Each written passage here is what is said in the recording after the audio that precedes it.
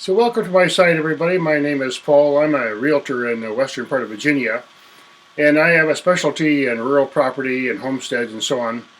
And I really enjoy the rural lifestyle. I've traveled a lot in life, and I've seen many big cities, but I prefer in my home life to live the gentle homesteading life. And today I want to talk about that homesteading lifestyle as in a really important way, because we're going through a major transition right now on the planet, and it's obvious to anybody. And there's a lot of financial issues going on, and frankly, you and I, probably many of us listening to this right now, we have comfortable situations and we live in a home, but there's so many places in the world right now that are having extremely catastrophic effects of lifestyle and so on, and there's so many problems. And what I want to talk about is the fact that this homesteading lifestyle, which is the rural lifestyle, which is the self-reliant, community-based lifestyle that has been the tradition. It's an ancient tradition. It goes back to the roots of civilization, where human beings collectively gathered together. For a long time, human beings lived off the land. That's the only way they got food. They had to find the local plants and the local wildlife and trap them and fish and so on. And that's how they survived. And frankly, right now on this earth, right now, even in the biggest city, you could be sitting in the biggest city, but right now there are people in Brazil and the forests and mountains of India and Peru and so on, and they're living an extremely basic lifestyle. And honestly, if the climate changed, and if it really did happen where the seas rose 20 feet and all the big cities of the world were gone, these people living this lifestyle would just carry on. They would fish and hunt and do their community things, and they would just persist. So this lifestyle of living naturally in harmony with nature, with the land, with your neighbors, harvesting the resources of the great beautiful planet in a really nice way, on a very modest scale, so that we can get the wildlife. And nowadays it's so strange that we have a law where people, well, you can only catch 2 fish and it has to be a certain length and so on. Well, that limits a lot of people from getting food. There are countries in the world right now, for example in Thailand, that the government says, okay, certain times of the year the fish are breeding and spawning and so on, and during that time we have a season that is not, we can't fish. But otherwise, feed yourself. Many people make a living with food that they get from the land. I mean, it might be strange to us to think about this, but I've been to Thailand, and frankly, some of the villages out there, you go to the markets, they're like, well, that looks like a rat to me. I don't know. They eat, bugs and things like that, locusts, crickets. I mean, it's very strange from our point of view. But if you look at the history with the jungles and so on, people learned to catch little tadpoles and fish and little shellfish and all kinds of stuff to eat. And if you're hungry, you just got to eat something. So they found all the medicinal plants, and they have a long history in many parts of the world. Even today, they recommend, okay, if you put these kind of plants in your area, like tamarind trees, like banana trees, like different kinds of herbs and berries and nuts and all these kind of things, if you plant them all around where you live, there's going to be a lot of food. And that's how people settled. I live in Virginia, and if you look at the history of this country, the natives lived here, and there are many different types of natives, and they all didn't get along necessarily, but they inhabited this part of the world for 15,000, 20,000 years without a grocery store, without baby formula. And how did they do that? They lived a very simple lifestyle, the rural, in tune with nature, eat the local plants, make friends with your neighbor, go hunting, manage your life, be self-reliant, know the weather patterns and so on. And these people have, because of their efforts, we are actually here, you see. So we have our big cities because somehow people survived on these very primitive levels. So on a really practical level, what's happening in the planet right now, there's a lot of people in America that are moving out of big cities. After 9/11, there was another big exodus. If you lived in a big city like New York City, and 9/11 happened, you start thinking immediately, well, maybe I should get a second place to live because I don't want to live in a target zone. And the crime now in many of these big cities is so problematic. But out in the countryside, there's people have lots of guns, And they hunt sometimes, and many of them are historical, just collected, they've been passed down the family. But we don't have much gun crime out here. We hardly have any stress out here. The last 3 years, and all this whole COVID thing and everything, I've lived pretty much normally, and I didn't wear a mask, and I didn't get a vaccine and all that, and I just kind of live my life and live outside, live healthy, live a simple life, take care of yourself, eat decent food. It's how people survive for thousands and thousands of years. So I'm a very, very strong exponent of the rural country life. Now, what's happening in this industry right now, real estate, is that people are moving out of the cities, and there's a shortage of places to live, because a lot of people that are moving out of the cities, they maybe sold like a house in New Jersey or Connecticut and a $500,000 house, and they come down to a place like Virginia, and they're looking for a nice place to live, and they can spend $300,000 or $350,000 and get the same kind of property with a lot more land and same size of house for a lot less money. But they may not be adapted to living in the country, because out in the country we have septics and wells, we have wildlife, we have different kinds of storms. You might live far enough away that if you get in a snowstorm or a tree falls down the road that you live on, that you can't get through for a couple of days. So the homesteading lifestyle is a very popular growing thing right now. A lot of young people, my two sons especially, they're really into it. A lot of young people are saying, look, I've had it with the city life. I don't like the suburbs. I don't want to live in a cul-de-sac with my neighbor has a house just like mine. I want to do something. I want to raise my kids in a family situation where they get exposed to the wildlife and farms and so on, and have local food.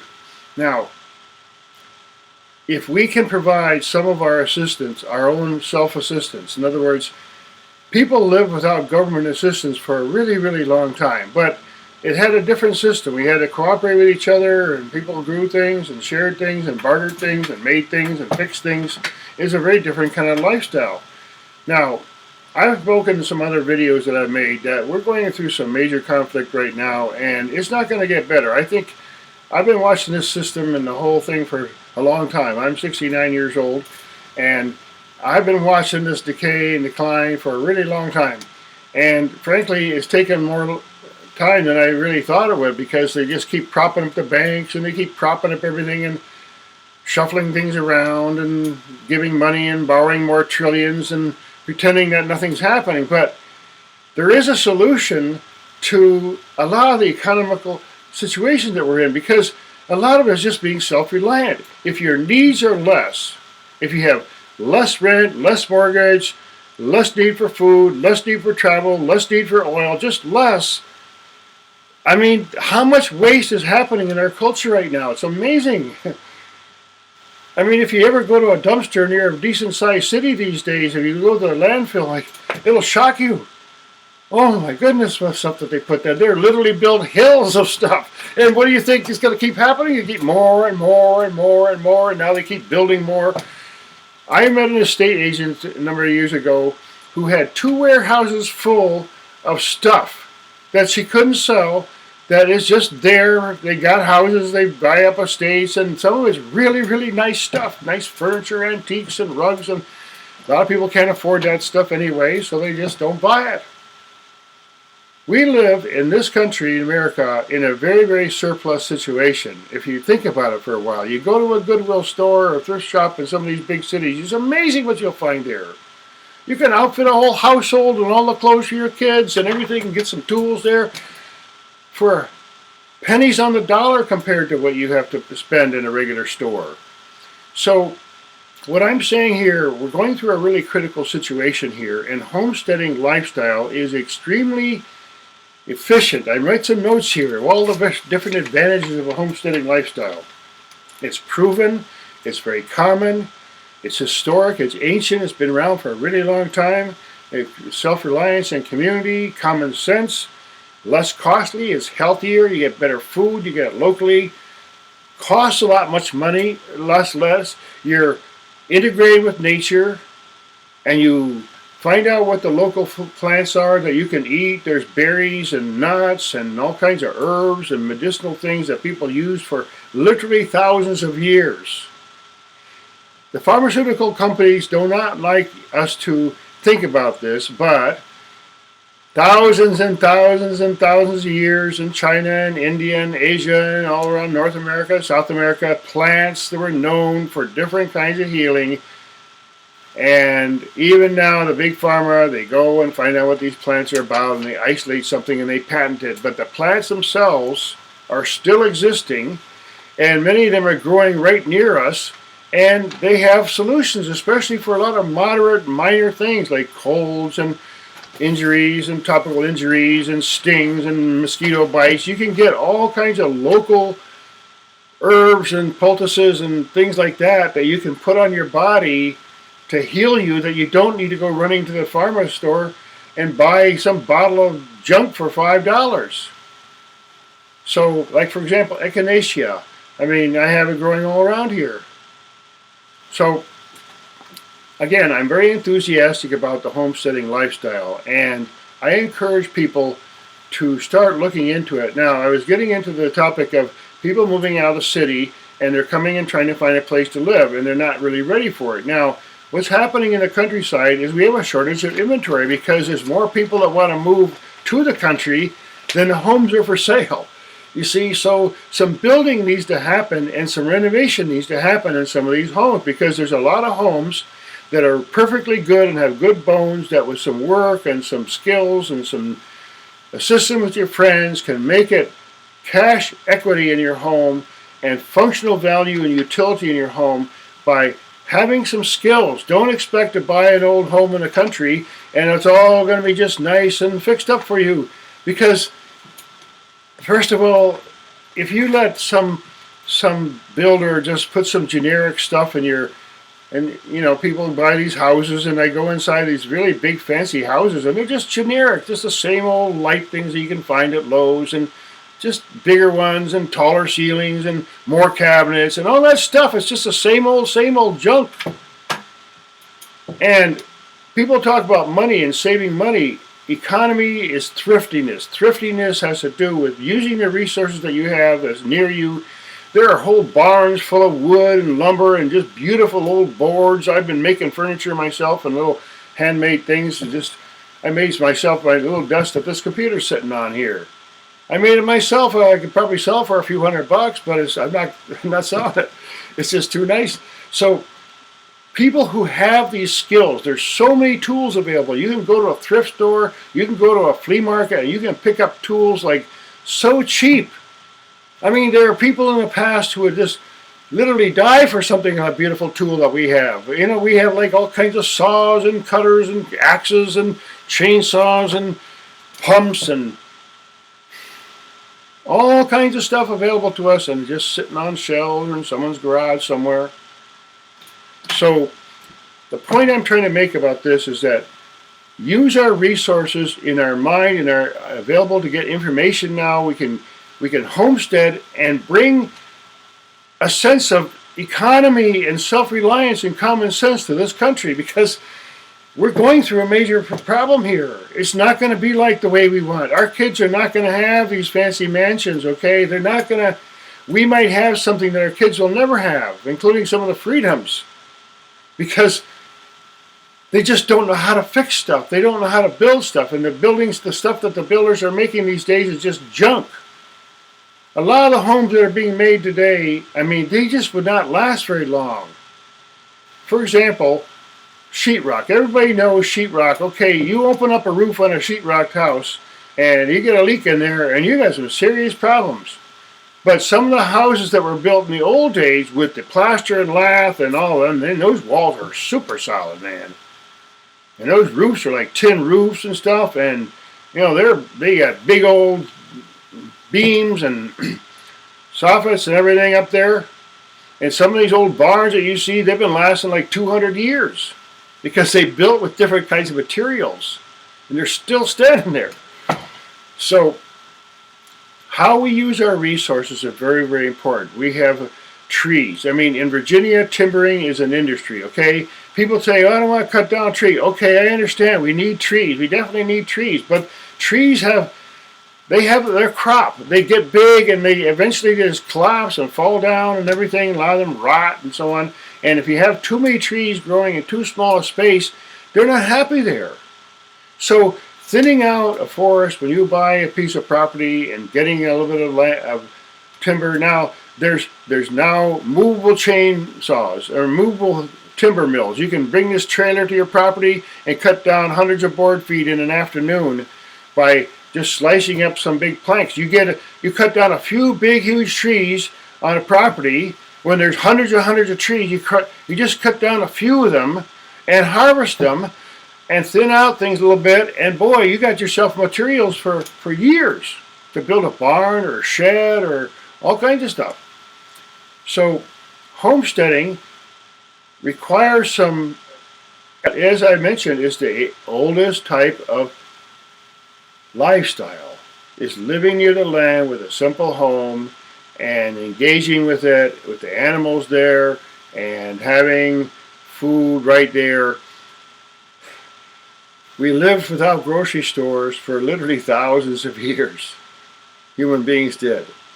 And if they hadn't been successful in survival in these primitive lifestyles and their teepees and their huts and their tiki huts and all those kind of things and their sailboats, if they hadn't been able to do that, we wouldn't even be here.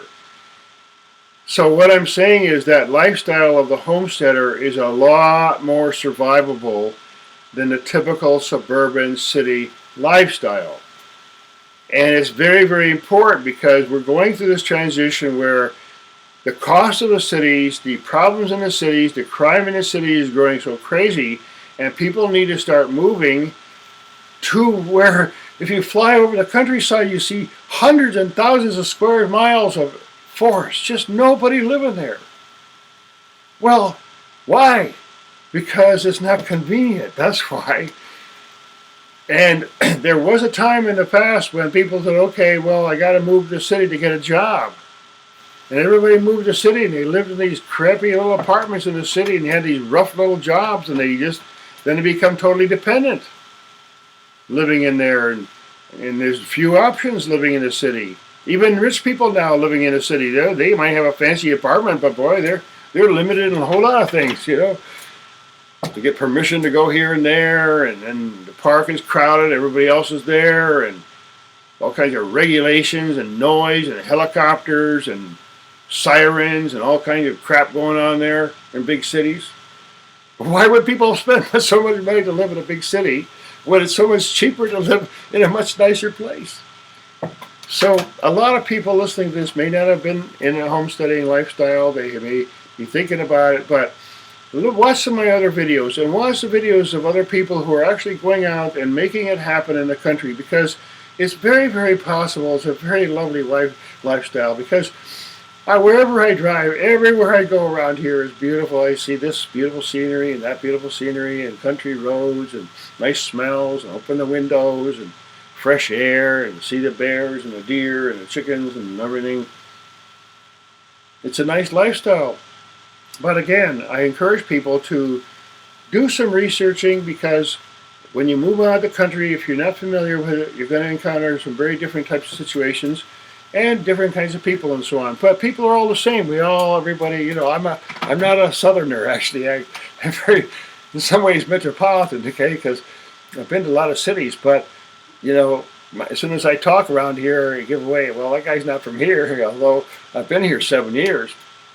But I certainly didn't grow up around here, you see. But I appreciate the people in the country, the practical people. You get up in the morning, if you got animals to take care of, you don't get on Facebook and start blabbing away and worry about like this or that political thing. You get up and take care of your chickens and your farm, and you do your weeding, and you do your lawn mowing, and you do your tractor things, and you go get some food from the store and come back and so on. It's a very different kind of a life. You don't encounter, I hardly ever encounter a traffic jam, for example. I used to drive many miles. I've been around Long Island and all the big cities in the country, traffic. What a pain in the neck to spend your life sitting in a car, watching other cars, people sitting there in their cars. It's not a life that you want. So, again, people invest in land. Buy some of this land. There's a lot of empty land in Virginia and many parts of the country. Okay, it's just sitting there. It's beautiful. It's just waiting for someone to come along and say, okay, I'm going to do something with this land. It might be a real pain in the neck. I got to cut down some trees. I got to get a driveway in there. I got to, clear some land for planting some vegetables and so on, and all that kind of stuff. But the rewards are a lifetime of a very healthy type of lifestyle. So again, from the point of view of a real estate man, hobbyist, basically come out here to the country, look for that land that's for sale. There's ways to buy land now that an intermediary gets in there, and they basically a holding company, and they'll sell it to you and they'll make some money on the interest. Okay, so you can get into land that way. It may be you're going to pay a little higher price. Okay, let's say somebody, an intermediary type of person, buys it for, 10 acres for, $25,000. Okay, and somebody needs to sell it in the state or whatever. They just buy it and they get some contract. Okay, they got this 10 acres of land for $25,000. And they'll sell it to you for, $30,000 or $40,000 plus interest. Okay, so you're paying more for that land. But if you do something with the land that you're buying, you may be paying a good retail price for it to some degree. But at the same time, you can add your own value to it. And even if you are buying at a kind of retail, it's like buying a piece of a tool. You buy a piece of tool, a good tool, name brand, top quality tool from some company, and you say, okay, yeah, I paid $500 for this tool. It's a premium tool. I really had to, get my wallet out and pay for this thing. But if that $500 tool lasts you 15 years and you make $5,000 with it every single year, yeah, it's worth the $500. Same way with a piece of land, a piece of property. Okay, yes, it costs money. It costs effort and time, and to modify it and improve it and develop it and so on. But what you get in return is just like so much value. And you can make a property, you can buy 10 acres of wooded land and go through the whole pain in the neck and make a driveway and everything and a homestead there. And then you pass it down to your family and your grandchildren. And then who knows else who will own that. Just because of your effort, you made something really beautiful. So I want to end this video without taking too long, but I'm very passionate about homesteading. It's the best lifestyle. It's the oldest lifestyle. It's the most practical way to live, and it's getting increasingly popular now, and that's why we have a shortage of good homesteading properties out in the rural parts of the country. Now, on the final note here, Virginia, we have a lot of timber, we have a lot of agriculture, we have a lot of trails, we have a lot of wildlife. We have a lot of water because there's so many streams. So Virginia is a really, really good choice. We have all the seasons. We have beautiful times with snow and everything, but it goes away politely and it's not too devastating, see? So I urge people to consider Virginia as a place to possibly live and homestead. And if you have any questions, then contact me through my website here and my email address, and I'll be happy to answer people and get in touch with them. And thanks again for listening. I appreciate like and share. And if you find anything, please subscribe and see some of my other videos. I hope to see you there. So thanks again for listening.